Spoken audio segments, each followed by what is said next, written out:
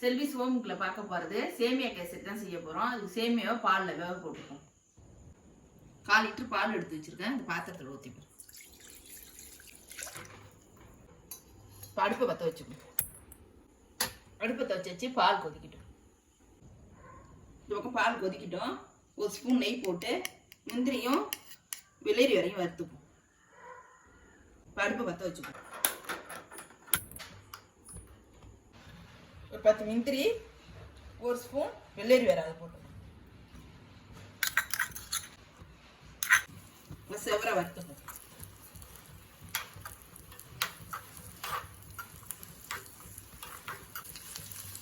செவரை வறுத்தாச்சு. இப்போ இறக்கி வச்சுப்போம்.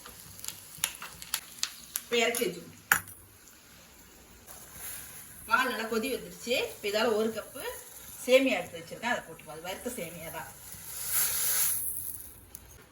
நல்லா வேகிற வரையும் கிளறி விட்டுரும். அப்படியே நல்லா வேகட்டும்.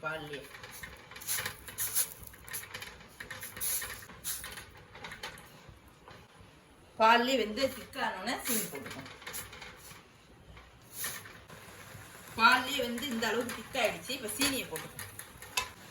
இந்த கப் அதே கப்பால் 1 கப்பு சீனி எடுத்து வச்சுக்கோம். அதை போட்டுக்கோம். நல்லா கிளறி விட்டுருங்க.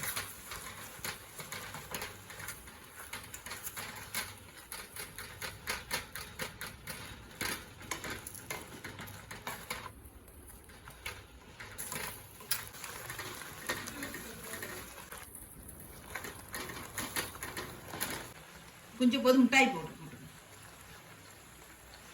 இந்த அளவுக்கு போட்டு நல்லா கிளறி விட்டு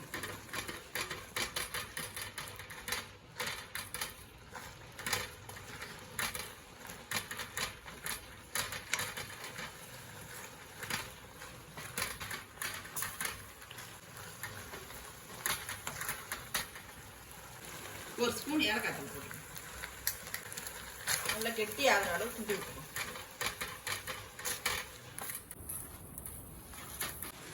ஒரு 2 ஸ்பூன் அளவுக்கு நெய் வச்சிருக்கேன். அதை போட்டுக்கணும்.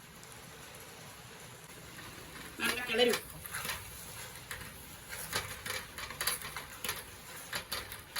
இந்த சேமியா கேசரிக்கு வந்து அதிகமாக நெய் இருக்காது.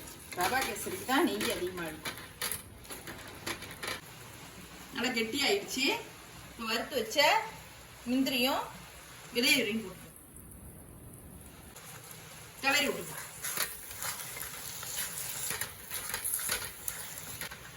கேசரி ரெடி ஆயிடுச்சு. இறக்கி வச்சுக்கோங்க.